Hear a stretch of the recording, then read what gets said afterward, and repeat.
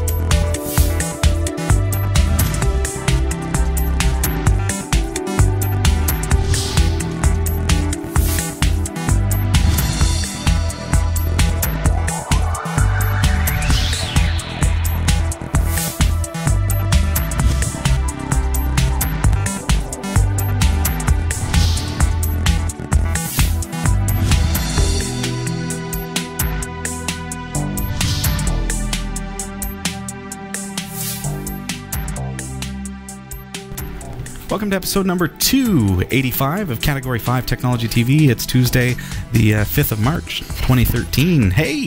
Hey, everybody. How are ya? Yay. I'm good. Sasha? I'm good. How are you? Doing good? Super. Yeah. Excellent. How are you at home? See lots of friendly faces. Swiss Andy, it's great to see you again. Nelson, nice to see you, and nice to have you here. It was our pleasure having Nelson here last week, talking about the NetTalk Duos and all those devices. If you missed it, make sure you check it out, because it's a good way to save you some money. Troy74, good guy. Nice to see us. Awesome. Hey, everybody. So many of you joining us in the chat room. Hey, Jameson, nice to see you. Yeah, it's a good rockin' chat room today. Lots of action. All right, let me tease you with the news. Yeah, you want to tell us what's coming up, and then we'll just have some witty banter off the top. And sounds good. A little bit of a chat. So, coming up in the newsroom, HP's new all-in-one runs Ubuntu and costs under $550, which is £349. Neat. Very cool. Big changes in the Ubuntu sphere as Canonical announces their own display manager and Unity built on Qt. The Herschel telescope is about to go blind. And a new walking stick for the elderly will email you if they fall over, which reminds me of Harry Potter for some reason. Really? Anyway. Sounds like quite the technology. I can't wait to hear more. Yes, stick around. These stories are coming up later in the show. Very good. Very good. Yeah, how you been? Good. Yeah? Good, yeah. Gearing up. It's March. Almost March break. I know. It's crazy. This has been the craziest day, folks. Just so you know, in order to get ready for tonight's feature, because we're going to be taking a look at Valve's Steam on Linux, had to upgrade the demo system to Zorin OS 6 Ultimate. And I've been waiting to do this because Zorin 5 worked so very well for us. And I did hit a couple of snags. I don't know quite whether it's Zorin's fault or maybe an update or something. But we were very close. This was about the closest we've ever been to having to say, you know what, it's not going to happen tonight. That's how scary it was. I'm so happy you didn't tell me that. I know. Wow. So here we are. We're live. It seems that we've got a working Zorin OS 6 Ultimate demo system. Seems to be working okay right now. I'm being very, very cautious not to copy anything to the clipboard. Because here's the weird thing. It's an interaction with Synergy and the version of maybe the NVIDIA drivers or Compiz or something is not interacting very well. Okay. Synergy is why I only have to have one keyboard and one mouse, right? We've got multiple computers. You can see if you're watching Backstage Pass. And in fact, I might be able to show you. No way to show you. But if you're watching Backstage Pass, you see I've got one keyboard, one mouse, operating everything. That's Synergy. That's Synergy. And that's causing a problem. Synergy's causing the problem. Well, not necessarily Synergy, but something. It's something in the interaction between multiple different things. That's why it's so difficult. So yeah. Nice. Well, at least we're under control now. We're good to go. So let's do this thing. All right. Have some fun. Tonight, like I say, we're going to be taking a look at Steam for Linux. We're going to tell you all about what that is. Basically, it's a way for you to install incredible video games on your Linux computer. So, you know, if you've been holding on to Windows, thinking, don't want to switch over to Linux because there's just not the gaming. Well, now Valve Steam is available, so stick around. We're going to show you how to install that, how to use it. That is exciting stuff. Lots of viewer questions tonight, too. Yes. So we're going to tackle as many of those from the those mailbag as we hard. can. Yeah. Okay. What's Mobile. up? What's up with Yeah, you're just like, all right.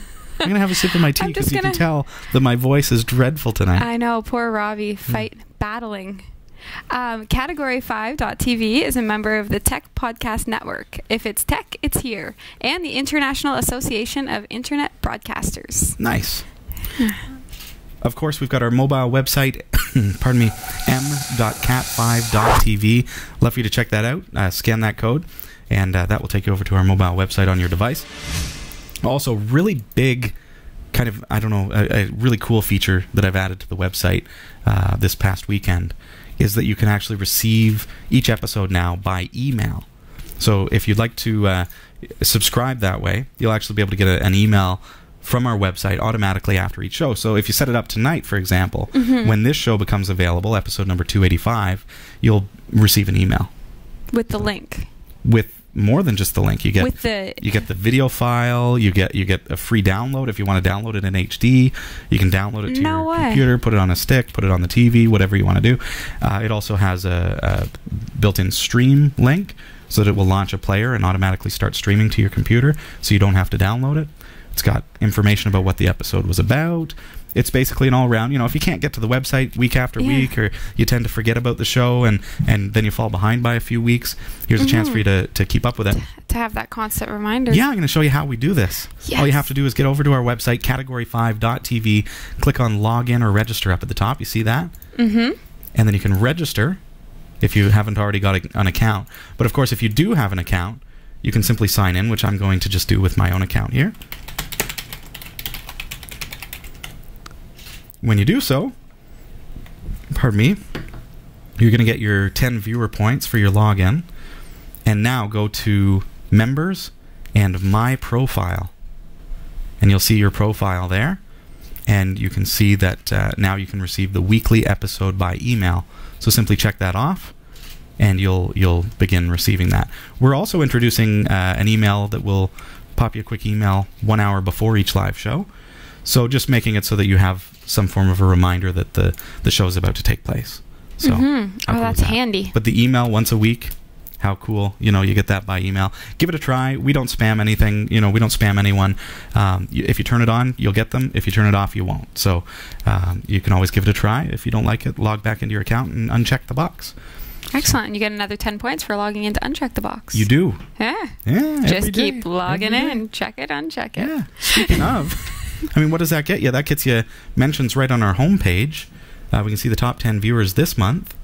We've got Sprint Cowboy, Pyrus Rock This World, Swiss Andy, Howfield, Nightstar, Valpin 1, Jot, Troy 74, Cordy 80, very nice. and JP. Yeah. And you see China is climbing its way up on our top 10 countries as well, 9.8%, beating out Canada. And, of course, United States is huge as far as viewership goes, so nice to have you viewing from all over the world. Yeah. I can't believe China has already beat out Canada. I know, but it's such a huge population, right? That's true. So as soon as we say, okay, we're now available in China, and we've got some syndicate partners out there that are distributing the show, then, suddenly, guess what happens? There you go. Yeah, gonna give United States a run for their money. I feel like it's the Olympics here. Like looking at it. We've got some cool features on our site. I don't know if you've checked it out lately, but do check it out. We also have, under About, we've got the viewer location map, which I think is a really cool thing. This takes your IP address. So these are the people that are watching the show. And you can see, if you want to see China, you can zoom in and see how many people are watching in China, which even since last week, we see that there are a few new viewers. So that's cool. Ireland and UK and Germany is pretty much saturated. I can't even read the country names. There's Canada and the US. Very nice. So check this out. It's actually real time. So when you open it, it connects to our database, and it's anonymous. We don't track anybody by their individual information. We just log an IP address. So these pins are literally just placed by an IP address, and that's the viewer location map. If that's my dad in Mexico, hi Dad, thanks for watching. There he is. Hey. Cool stuff. Very cool. Well, we've got to take a really, really quick break. After the break, we're going to be taking a look at Valve's Steam, so stick around and bear with me tonight, folks. Yeah. Okay? I love you. I know you love me too. So we'll make it through together tonight. All right. You, me, and my tea. I'll save you. I'll get chatty. Do some of the That's chatty right. stuff. I'll do the chatty stuff. Yeah. I'll walk you through this. Steam. Let me tell you all about Steam. Yes. She holds up her tea and says, exactly. This water is very hot. all right, folks, we'll be right back after this. Don't go anywhere. At Eco Alkalines, we believe you should be able to trust your batteries not just here, but here, and here. But with one exception, you should also be able to trust your batteries here. Eco Alkalines are the world's first and only certified carbon-neutral battery manufactured to the highest standards of recycling and quality, without any trace amounts of harmful chemicals like mercury, lead, or cadmium. Eco Alkalines provide performance that rivals leading national alkaline battery brands at a comparable price. Find out more about the Eco Alkalines difference. EcoAlkalines.com. All right. This is the point when I would usually be reading a postcard because I love to read the postcards. However, we didn't get any this week. But please send our postcards to category5.tv, P.O. Box 29009, Barrie, Ontario, Canada, L4N7W7, so that I can read from all of the fabulous places all over the world. Mm-hmm. Like Lithuania. We love to receive those. Also want to say hello to all of our viewers on YouTube tonight. If you're watching this in the Hangout, make sure you note that the Hangouts are not in HD. You can catch the show afterwards when it goes up, and it will be in 720p. But certainly nice to have you here for our Hangouts as well. Also Blip TV, Miro Internet TV, and FirstRun.tv. Nice to have you viewing through those services as well. All right. Okay. Can I do it, folks? And now. I almost have to talk like that. Like we'll just whisper and use a really deep kind of radio-like voice. So. Radio. You know what I'm going to try? Good old medicine. Delicious. Yeah. All right. There we go. So How's our Steam chat room on tonight? Linux. Yeah. Our chat room is rocking. Hey, JP. Sarah Jane. Good guy. I can't find a postcard from our Buying area. time just for the halls to vaporize a That's little right. bit there. Yeah. Does the picture get grainy for anyone else when he switches camera views? Oh. That would be that's What is that? artifacting of Flash video encoder. So you won't see that in the download after the show. Mhm. So Oh, see what happened? Robbie wants to take a break from talking, so I asked him a direct question that I couldn't answer. Right. I'm that kind of friend. Thanks, Robbie. Sorry about that. So one of the things about Linux that sometimes holds people back from switching from Windows is the inaccessibility of certain applications. And so, sometimes you think, well, I'm sick of Windows, so I'm just going to go buy a Mac.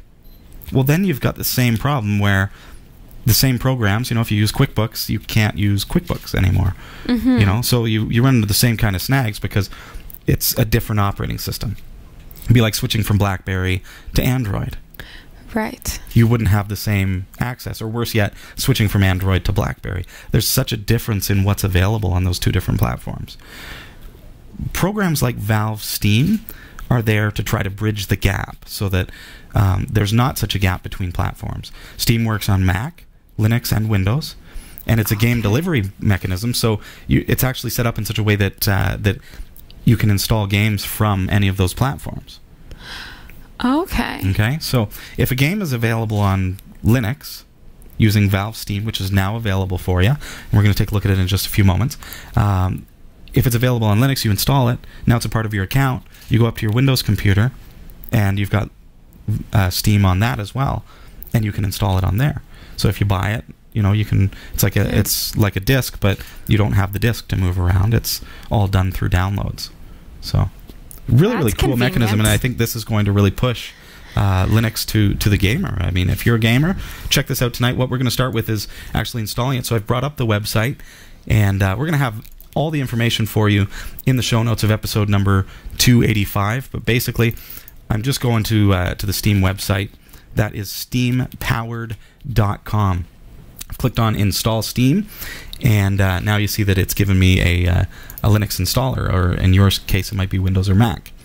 So I'll click on Install Steam now, and that's going to give me a Debian package. So here I am in Chrome, so it's putting it down at the bottom there, asking me if I want to keep it. So say, yep, keep. And then I can click on it as it's downloading and tell it to open.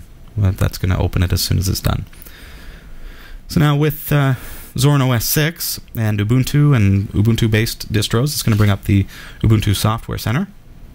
And you see the Steam launcher is ready to install. So I'll click on Install. Now, just a note that I actually had to upgrade to a later version of Zorin OS in order to do this, so you may have to do the same if you're using an older distro. So we'll just install that. Doesn't take too long.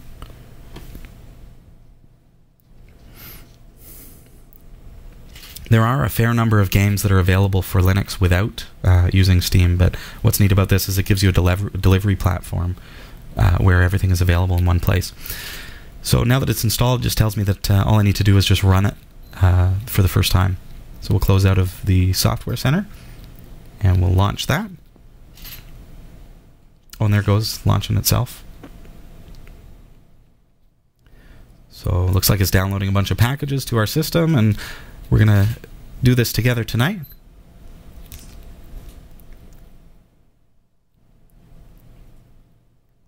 There we go. At least it moves pretty quick. Mm-hmm. Are you a bit of a gamer? Me? Yeah. I'm a bit of a game watcher. My boyfriend's a big gamer, and I cheer him on. I'm a bit of a game cheerleader. Oh, yeah? Yeah. Backseat gamer. You can kill the Lord of Lies. Yeah, yeah. Yeah. Here we go. First time in. What do you want to do? I'm going to create a new account because I don't have one yet.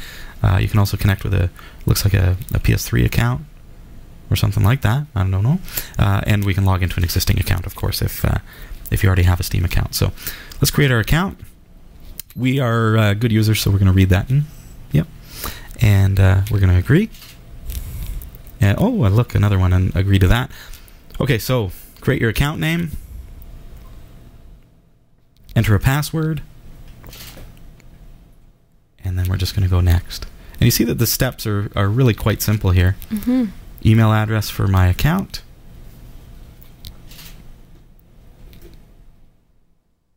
There we are. And now it's creating the actual account on the Steam servers. So now Steam, I should note, is, again, available for Windows, Linux, and Mac. We're doing this on Linux tonight because it just recently became available on Linux, which is an exciting thing. So now that I've got my account, I should be able to launch that. It's going to connect to the server using my account for the first time. And I got a warning there. Now I'm just going to accelerate the video here. I got a warning there that my driver is not a current enough version to run Steam. So I'm going to go into my additional drivers in my system settings, and I'm going to upgrade to 304 branch. I use an NVIDIA card, so that's what I'm going to do. Now, 310, I find that 310 can be much less stable than 304. Both of them are experimental. There's the warning message, just so you see. The system is running an older proprietary NVIDIA video driver because I'm just using the stable version.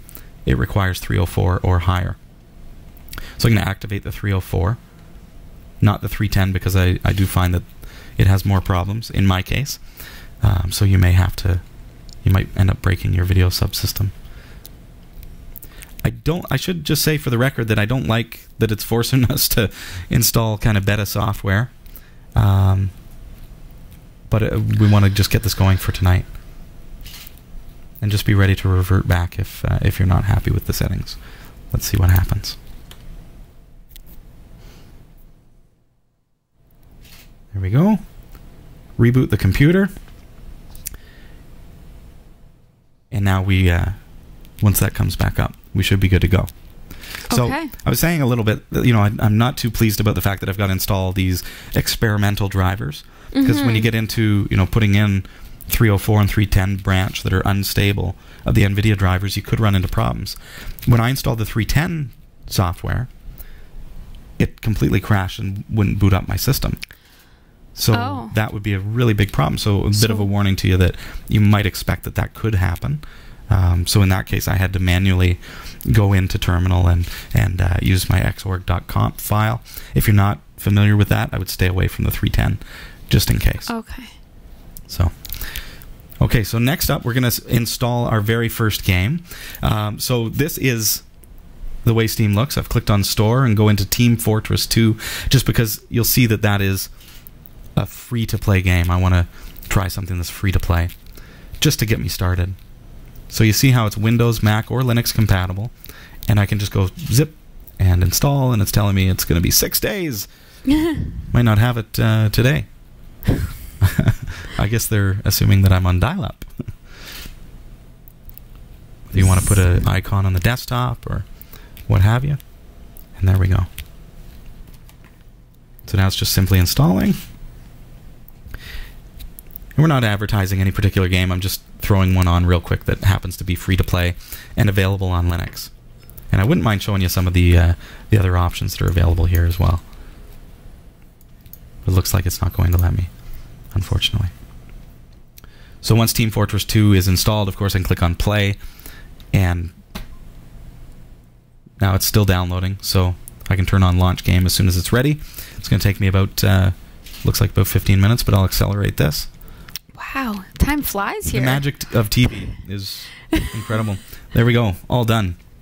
So I can boot her up, and we can start playing, just like that. So now I've got a game that is free to play, which means that it's not a free game, necessarily. You may have to pay in order to get certain features of the game, but it's free to get into the game. It's free to begin playing and install it and give it a go. But you may have to buy things if you want to be a real player. Right. Tools and weapons. So sometimes that can be in-game. But free-to-play games allow you to kind of check things out. To get hooked. Yeah, exactly. Exactly. Let's go to Steam Powered again, and we're just going to take a look at what the store looks like now. I can't bring up Steam on the system live right now, just because I've put my graphic drivers back to the stable branch because of some problems that it caused. But you can see here, so this is exactly what the store looks like from within Steam as well, so we're okay to do that. Because I'm on Linux, of course I'm going to want to click on Linux, and I'll see what games are available for Linux. And you'll notice that there's a price tag with most of these, and it's going to be about 20, 30, 40 bucks. So it's the cost of buying a video game. Sometimes, I mean, here's some that are $3.99, $1.99, more like app prices, but not a lot of free-to-play stuff. Right. Not a lot of free stuff, which was a little bit surprising to me because I imagine that Linux users, kind of across the board, do hope for a fair bit of freebies. But I think what Steam is doing is quite a bit different. Is they're providing not free games. They're providing commercial games and a distribution platform for those and making them available on Linux and Windows and Mac. So you can get these games and install them really, really easy, run them on your system, and there's nothing to it. You pay for it once, and then you can install it as many times as you need to, right? So looking at that, some of the games are a little bit older, but still classics. That's right. But there are quite a few good games as well. But you'll see here Windows, Mac, and Linux. So if I buy this game for 20 bucks, I can install it on any of those systems. So I can start with my Linux system and then move it around or whatever I want to do. So this is looking at it from the Linux perspective. Personally, I think it would be nice if I could zoom in a little bit further and say, okay, well, I want to see just the games that are, under 10 bucks or free to play only. But generally, if I click on the Linux tab, because I'm a Linux user, it's going to be just, sorted by however they sort it. So you would think, okay, well, let's zoom in on, the free-to-play games, now that I'm in the Linux tab. And, of course, now what happens is it's given me all the free-to-play stuff, but most of them are Windows and Mac only. Oh, look at that. This one's Windows only, Windows only, Windows only, Windows only. So you can see that As far as the interface goes, it's not as intuitive as I would have thought it could have been. But it is still very, very young. Just came out to Linux. And it would be nice to see some improvements there. Windows, Mac, and Linux, free to play, so I can install that if I wanted to. Dwarfs. Yeah. So kind of cool in the way that it's set up, in that, you know, if I do click on a... Let's see if I find a game. Hopefully one that... See what I mean? As a Linux user, a little disappointing as far as the selection goes for Linux. I'm seeing a lot of Windows and Mac. And I think that's okay, but there should be a way to just focus in on... Just give me all the Linux stuff. Sort through. Yeah. I don't care about all this Windows stuff. We'll use Team Fortress as the example again, because it is free to play, and it's available for all 3 systems. Let's make sure we mute the sound there. So here, you know, you get a page with video, screenshots, and, you know, all that kind of stuff, so you can go through, find out a little bit more about the game. You can play it for free with free to play, or you can actually buy some of the packages that are available. And you see that some of them, well, now these are, you know, all different kinds of things. This is like a package that includes many different games. Valve Complete pack comes with 25 games, for example. So it's really, you know, it becomes this really cool delivery platform. If you're a real gamer, for $100, you get 25 games. That's pretty awesome. But then again, here I am looking at a game that I wanted to find because it's Linux compatible, and I see that the Valve Complete pack is only for Windows. Oh. So a little bit unintuitive as far as that goes. We have to be a little bit careful about which one, you know, when you're going through, you've got to click on the Linux, find one that works for you, you know, whether it be a $20 game or whatever, and you can buy it. As far as the distribution platform goes, it works really, really well. Really, really fast. I mean, it told me it was going to be 6 days, but it obviously wasn't. It took 15 minutes or something like that to get the game. So, and this is new, so there are chances. It's been available on, well, it started on Windows and then launched into Mac, and then it's been rumored for so long that they were going to be coming to Linux. Here we are. It's finally happened. And I think what's exciting about, you know, it is new to Linux, but what's exciting about it is it's going to really drive graphic card manufacturers to improve their drivers and to improve their support, to build, you know, more gameable drivers for the Linux operating system. So it's going to not only help gamers, but it's also going to help us in, you know, regular users who want to be able to do 3D accelerated graphics and things. So I expect that because Steam is requiring that we use unstable drivers, NVIDIA might say, you know what, that's driving a need for this driver to be complete, to be stable, and we'll see what happens. But it could happen. Even though it's unstable drivers, performance, very, very good. I can't show you too many clips, but this is Team Fortress 2 on our system with an NVIDIA, just a cheap NVIDIA card. You know, and frame rate is exceptionally good. Motion is good, control is excellent, and this is, of course, through Linux. So it's incredible. How great is that? So I encourage you to check it out. That's Valve Steam. It's steampowered.com, and we're just looking at how to install that and try it. There you go. And, you know, a lot of the games are fairly modern, good graphics, a lot of fun. This one's a little bit comic bookish, so I don't mind showing you a little bit of the bullets and stuff, because it's very comic booky. But here I am watching video games. I feel like I'm back at Dave's house. Yay. So check that out, steampowered.com. We're looking at it from a Linux perspective, but if you've got Windows or Mac, it's for you as well. Steampowered.com. You look like you're ready to hit the news. That's right. Here are the top stories from the Category5.tv newsroom. HP has launched a brand new all-in-one PC running Ubuntu. I love it. Yeah. The specs of the device aren't going to blow the socks off at anyone, but that's not a negative. The Pavilion 20 is competent enough in its computing prowess to make it a model machine for everyday tasks. So from email to office work, web browsing, and YouTube cat video marathons, this machine should be capable of handling it. You know what's awesome? I mean, they mention in the story that it's not the most powerful thing, but you look at this stuff, you know, and we're on a different kind of trend. We don't need the huge specs that we needed 5 years ago. It was a press for more cores, more power, more gigahertz, more RAM. Now How is it that my little 1 gigahertz tablet seems to run faster than my 3.6 gigahertz desktop? Right. It's all kind of relative to what you're doing with it.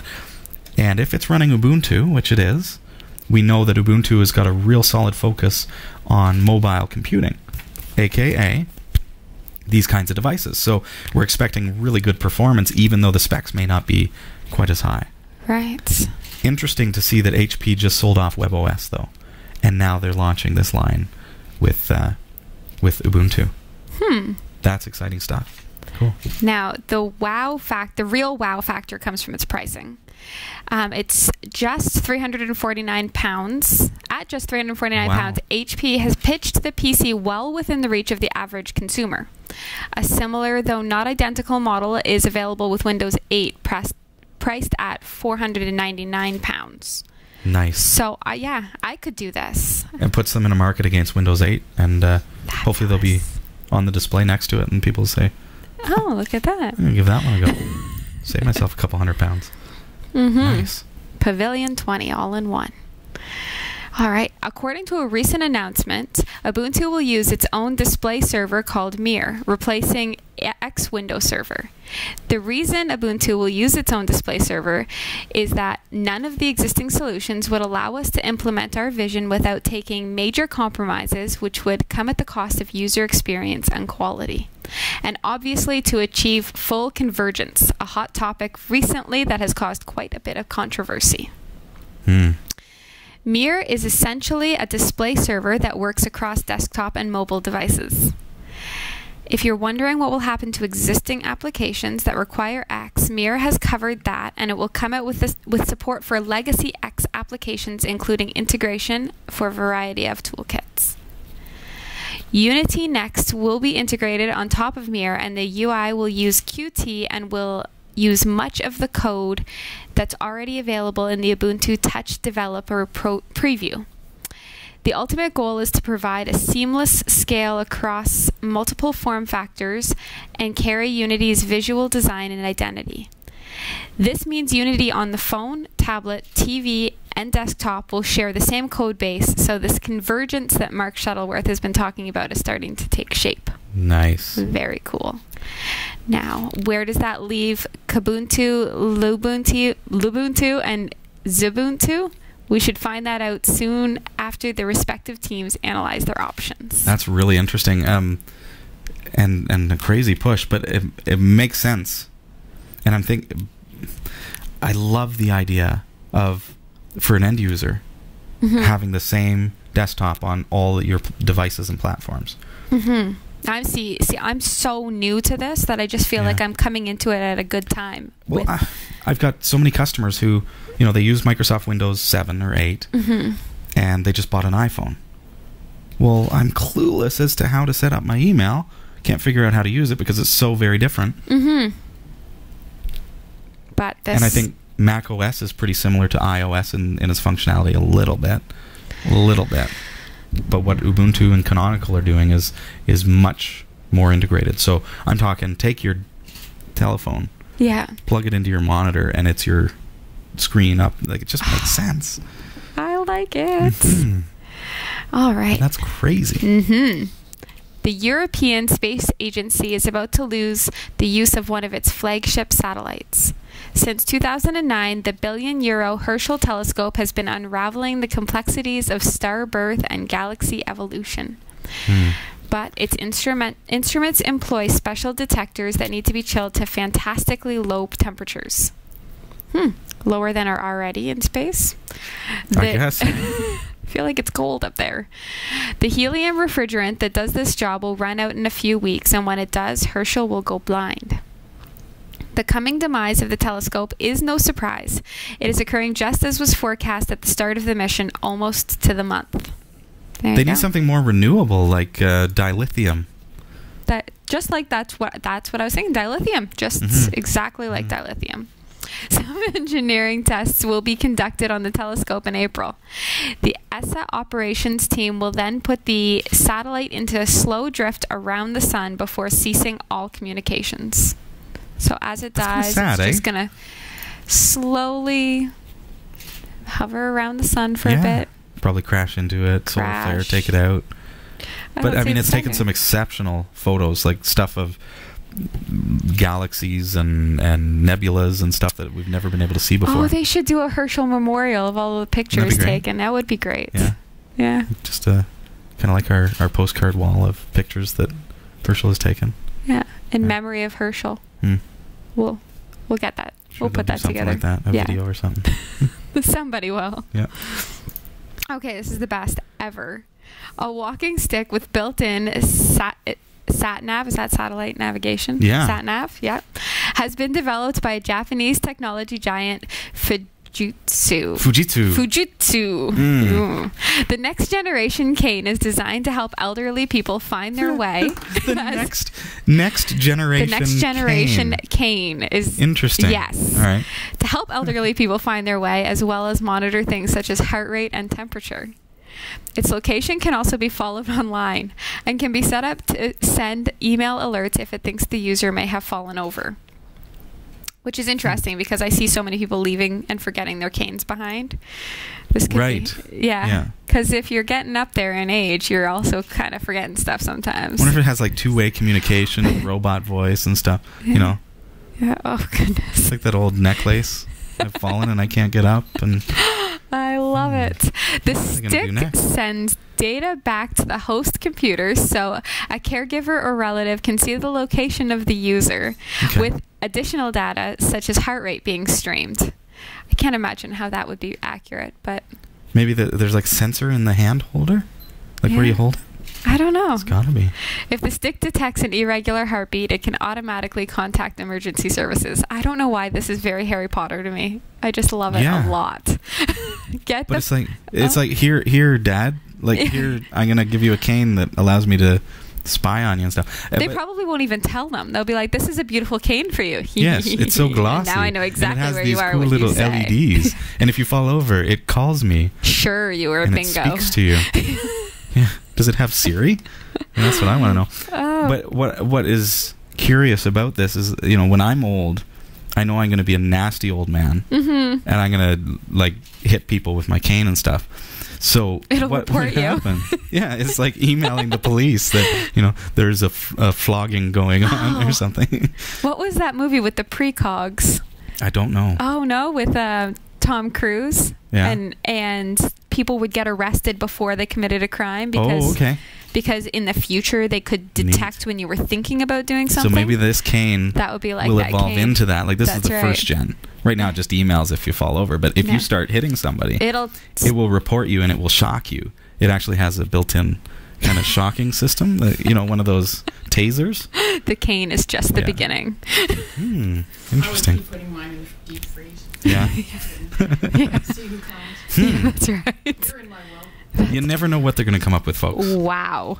Get the full stories at category5.tv/newsroom.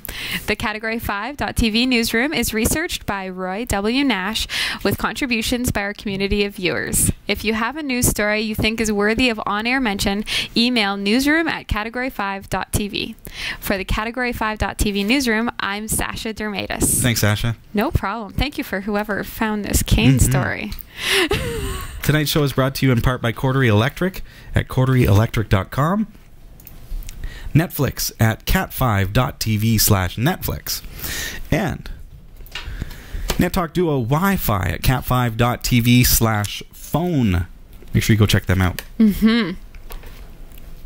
Well, we've got lots of viewer questions from you tonight, and you know, I've committed over the past couple of weeks. I've said, you know, I feel really bad when we don't have time with all the things that go on in the studio and stuff. So tonight we are dedicated to answering some of your questions. So Here we go. Sasha. I'll try and get through them all. Mm. Swiss Andy from Switzerland says, "Hi, Rob." Swiss Andy? Hi. Sorry. Not me. Swiss Andy. Hi, Swiss Sasha. Andy. Yeah, how you doing? Yeah. Hi, You Swiss never talk Andy. to me. Sorry to interrupt. Okay. Yeah, just Now- being polite. Okay, now I am Swiss Andy. Hi, Robbie. Here's 3 quick suggestions concerning the Category5.tv site. Number 1, it couldn't hurt announcing the Category 5 What Pulse team again, plus the new What Pulse software release 2.0. I'm going to interrupt. Okay. Ladies and gentlemen, the Category5.tv What Pulse team is found at cat5.tv/pulse. Yay. Some users are still using the version 1.x. We still have some catching up to do. Yeah, let's take a look at what cat5.tv/pulse gives you. There we are. We've got 12 members of our team right now. People say, and Sasha said to me before the show, what Pulse? Is that thing that puts on Facebook that you type 6 million characters? And then Eric always responds and says, nobody cares, man. Exactly. Yeah, that's what it is. But I care because it is a competition, and I am whooping Garby. For the first time, at that. I think he must have uninstalled it or something. Garby's typing away right now. He's like, I just haven't pulsed in a week. So we've got, Garby and Swiss Andy, Gilligan. There you go. Hey, Jameson, there you go. Up on my screen, you see he's saying, but it's a keylogger. Oh, boy, they're watching everything that you type and logging it. No, they're not. No, they're not. I wouldn't even think that. I'm so naive. We actually have a video on linuxtechshow.com. I'll just point you that way about what Pulse and what it does. It doesn't log the keys in sequence. It logs a numerical expression of the keys. So if I type in, let's say I type in the word Robbie. So it's going to know that I've pressed R once, I've pressed B twice, I've pressed I once, right? And then it pulses on a regular schedule. So that might be once a day. So in the course of a day, it just simply uploads, okay, well, he pressed Q 12 times, he pressed P 10 times, right? And then it logs those numbers like that. You should have extra points for more unique number or letters, like Q. There you go. You should get more points for Q. Way. No, it's a count. But A. Jameson's concern is saying, but it's a keylogger. So if I enter in my credit card number, 5589 blah blah blah. Keep going. Yeah. Well, is it going to log that credit card number? Right? No, it's not going to log the credit card number, and it's not going to upload your credit card number because it's just going to know that I pressed 5 twice. I pressed 8 once. It doesn't know the sequence. It doesn't know.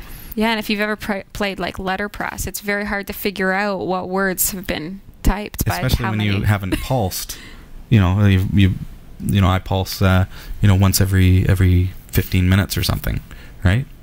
So what that means is then it uploads my stats. So it becomes even harder because if I type 10,000 characters, it doesn't know what order they are or anything like that. Exactly. So don't be concerned about that, A. Jameson. So looking at our What Pulse team, once you've joined What Pulse, you go to cat5.tv/pulse, sign up, install the system, and then it starts keeping track of how many characters you press. So for me, I'm currently in the lead with 6,428,979. So it matters to some people, Eric, because they want to try to catch up to me. Robbie paid me to ask this question first, so he could just bring up that he's in the lead. I'm in the lead. I didn't even know. Look at that, I'm in the lead. I type like crazy. Yeah. And just for the record, the F is for founder. Founder. See the F in the brackets. I'm not a lady. Okay, question 2. On the Ask a Question page, there's an option for questions for on-air and comments for on-air. Right. It would come in handy having another option like comment for off-air to send all of those comments and suggestions that might not be worthy of consuming precious on-air time. Right. So just in an off-air. Well, this is because you're at the ask a question. But yeah, no, I hear you. Typically, you would click on contact us and email us or whatever if it was for something else. But if it's a question for on air, I can change that. Yeah. Sure.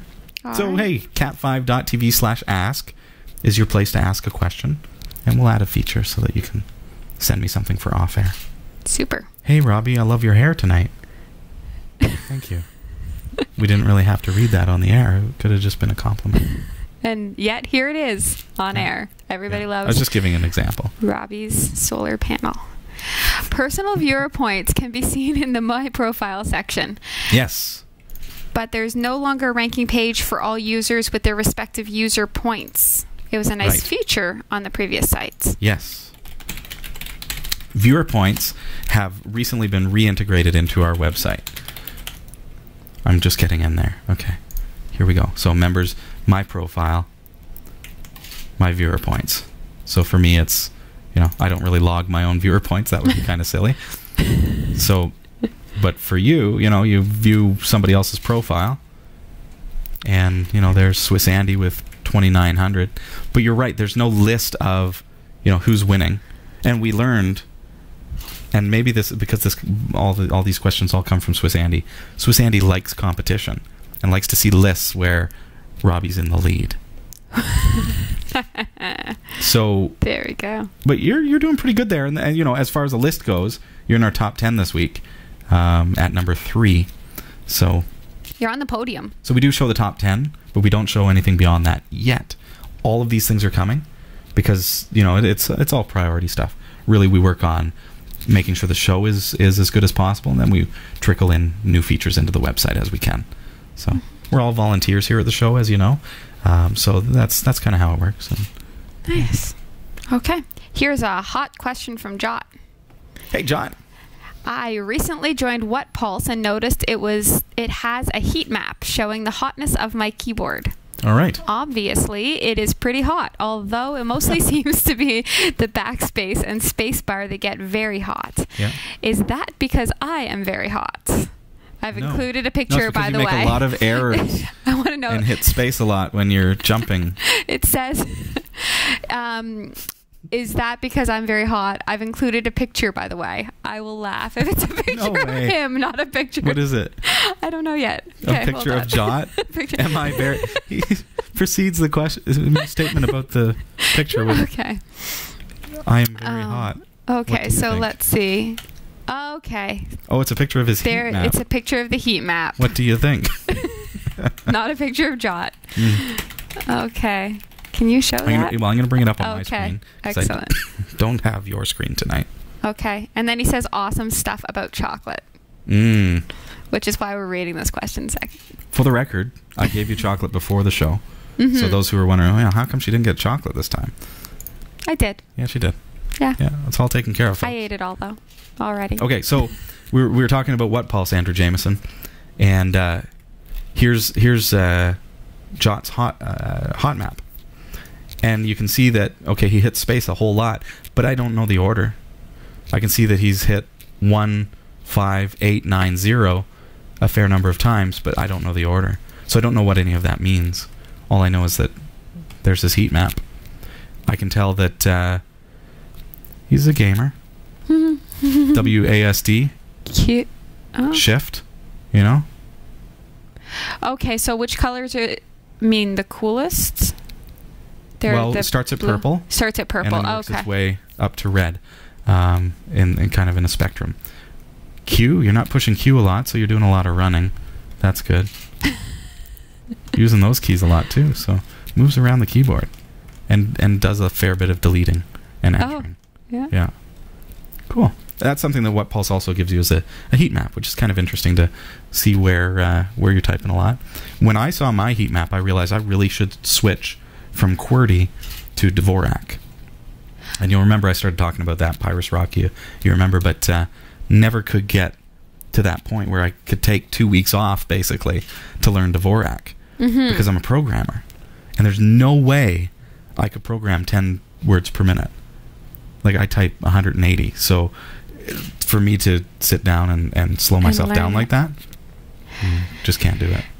I want to, though. So, what is that? The different... So, QWERTY, you look at your keyboard, QWERTY. Yeah. That's the positioning of the characters. So, that's what we're used to, the Almina kind of key set. Yeah. So, that's where the keys are located. Dvorak, QWERTY was designed for typewriters. I knew that, actually, so that they don't jam up, So they don't jam up, right? Yeah. Because they did the mathematics, and some genius figured out that you're probably going to be rotating between left and right. So when these things are going, they're going like this. They're never going like that at the same time and getting clogged. So that was kind of brilliant. But now that we're on computers, it's really stupid, really, that we're using QWERTY keyboards and on our phones and stuff. It doesn't make a lot of sense because we don't have that problem anymore. Dvorak was developed, it's a different keyboard layout, to make more sense to the computer user. Because we don't have the problem of keys jamming, it is basically an ergonomic thing. So it's better for you physically to be typing in Dvorak rather than QWERTY. QWERTY will cause carpal tunnel syndrome and all different kinds of issues if you type a lot. I found a way to rule. Yeah? I'm going to learn it. Apparently, if you learn Dvorak really well, you'll be way faster.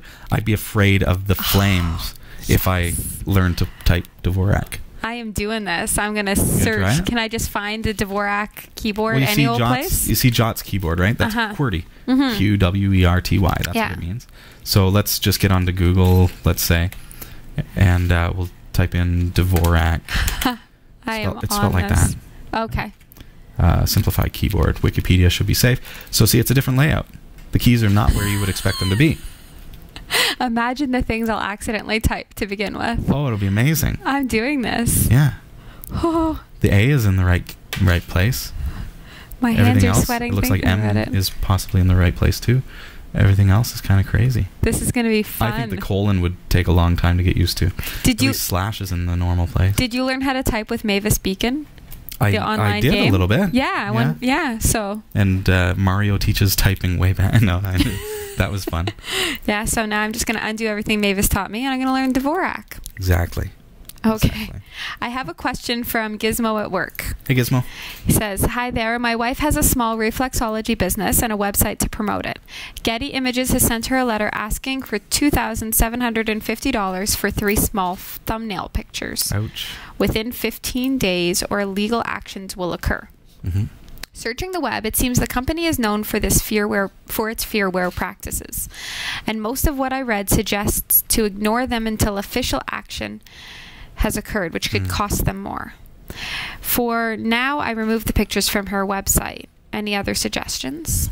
Yeah, that's smart. Would- It's an unfortunate situation because when you build a website, and if you're building a website, never, ever, ever grab pictures off Google or anything like that. You know, Google Images is a great thing. Mm-hmm. You notice that I actually brought up Wikipedia because I knew that was going to be an open source or whatever image. But if I do an image search for, let's do the CN Tower, and I go to Google Images, and I say, oh, you know what? There's a really cool picture of the CN Tower. I'm going to use that on my website. Well, somebody owns that picture. Right. And it's not you. You never took that picture. You haven't bought that picture. So you don't have the right to use it. It's illegal to use it. Okay, so he already took the pictures off the website. But it was on there in the first place. And Getty Images is known to use almost a similar technology to TinEye, where it compares pictures and finds other websites that are using pictures that they don't have license to use. Because when you buy a picture from Getty Images, you give them your website address that it's going to appear on. So if they find it on another website, they know that you didn't pay for it. So And you would have to buy the same picture more than once if you wanted it on more than one website. On more than one website, yes. So they know that the artist who took the picture did not get paid. The artist knows that they're not getting paid for your usage of that image. So it's a violation of the policies of Getty Images because they provide legal representation for their artists, the people who take the photos. Wow. That said, they are a little bit shady. $3,000 for 3 thumbnails. Well, sure. $1,000 a pop, no problem. They operate on the premise, essentially, that people are going to pay. Whatever you do, don't phone them, because they are masters of manipulation and masters of making you feel like you've done some unbelievable crime. Yes, it's illegal to use images that you don't have the right to use, but there's also this thing called fair use, which is to say if you're not making money off of something, if you're not making money off of something, then really it within a certain amount of reason, and in your case you've immediately removed them from your website upon realizing that you don't have the right to use them, that seems like a fair solution to me. Mm-hmm. Getty Images would probably say otherwise, but would it stand up in a court of law? Not necessarily. Because it's, you probably didn't know that you were violating anything. So now you do. So now you know that you need to be more careful when you put images up on your wife's website. Just take pictures and Take put them pictures up. yourself. That's the safest thing. Mm-hmm. The next best thing is, obviously, we aren't going to go shopping at Getty Images. Yeah. Because we just don't like their business practices. iStock Photo is a pretty decent service, iStock Photo. Okay? So Okay. here, I type in CN Tower. And I see, oh, look, that's a pretty similar image. Right? And it says, here you go. What do you want? You only want a thumbnail. It's extra small, so it's only going to cost you $10. Sure. What you're doing there, you're not buying the image. It's not yours. You still can only use it in one place. But for $9.25, iStock Photo is selling me the license to use that image. So now I have the right to use it legally. And if anyone ever gives me a hard time over it, I can say, look, I bought it at iStock. Right? That's awesome. So you're protecting yourself there. You've got a legal contract that is binding with iStock that says you've purchased that image. Is there anywhere you can get free pictures or free images? Oh, sure. Look for GPL licensed stuff, which you can get into Google or any search engine and type, probably another term is royalty free. Royalty free means you're not going to have to pay for its use. And when I do a search for royalty free images, you'll notice that the first thing that comes up is, of course, iStock Photo, because they're selling me royalty free. There are a whole bunch of other results too. Chances are pretty good. Notice Getty Images is also one of the royalty free, because yeah, you do have to pay for the licenses a lot of times. You might be able to find GPL, right? GPL images, perhaps, but it can be harder to find free stuff that you're actually legitimately allowed to use in a commercial purpose, like for a business website, versus just going to iStock and spending $9.25. Right. That's if you pay per image. You can also buy credits, which brings down the price. If you prepay 20 credits, you're actually going to save money. So that's an option too. So do you need to be worried about this Getty Images thing? Technically, I would be obliged to say yeah, because that is a legal thing. Do you need to worry about it? No, don't lose sleep over it. It's not that big of a deal. They use scare tactics, and they will push. If they have your phone number, they will call, and they're like any collection agency, right? Right. You can disagree with their practices, but legally they technically have the right to give you a hard time over it. You've removed the images from your website, though, so they really, it's under fair use. You're kind of like, whoops, that was an accident, and let's not do it again. Yeah, kind of thing. that ought to be enough, Yeah. in my opinion. Will they take you to court over it? I don't think so. Not for $3,000. That's not to say that it's okay to use stuff illegally, knowingly, but I don't think that's the case. I don't think that that's what happened here. Oh, so poor guy. I hope that helps. Do we have time for another question? I think so. There are a couple of suggestions there in the chat room. I see. Let's see here. Jonathan in the chat room, thank you, has come up with stock exchange sxc.hu. It looks like. Okay. I don't know my way around it, but it says that it is a royalty-free stock photo site. I don't know. So it's called Stock Exchange. Stock.xchng in Google found me there. I don't know. That's good to know. I feel like I would just copy and paste pictures unknowingly. sxc.hu. Also, Rob mentioning that's a good idea to search through Creative Commons. We'll post links. Don't worry. We're going to post links in the show notes for you. Creative Commons is a huge repository. You know that Category 5 is licensed under Creative Commons Attribution, which means you can download this for free. This whole show is free. You don't have to worry about somebody coming after you and saying, hey, you didn't pay for that. So, CN Tower, let's see what happens. CN Tower. Oh, that's not images search, is it? Let's see.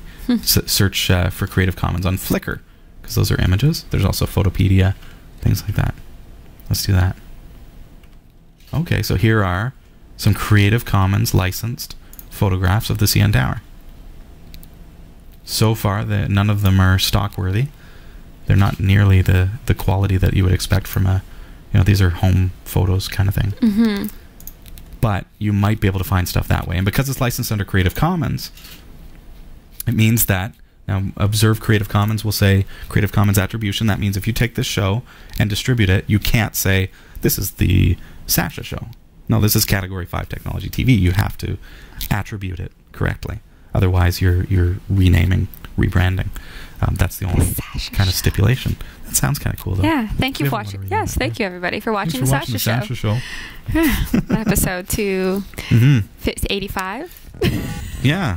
How'd you get here already? Yeah. That is like literally all the time that we have. Check out my blog. It's baldnerd.com. Lots of interesting things going on over there.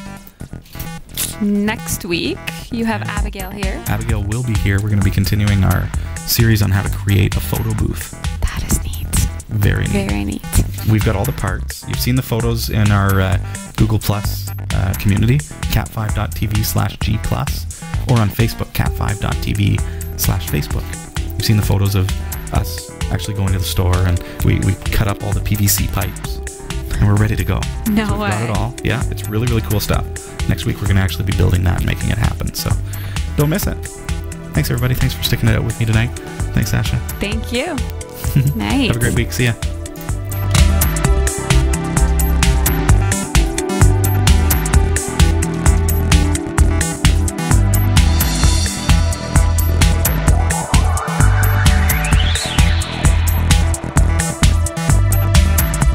We hope you enjoyed the show. Category 5 TV broadcasts live from Barrie, Ontario, Canada every Tuesday at 7 p.m. Eastern. If you're watching this on demand or through cable TV, check out the local showtimes in your area at category5.tv and find out when you can watch live and interact in the community chat room. Category 5 is a production of Prodigy Digital Solutions and is licensed under Creative Commons Attribution 2.5 Canada. We'll see you next time. Thanks for tuning in.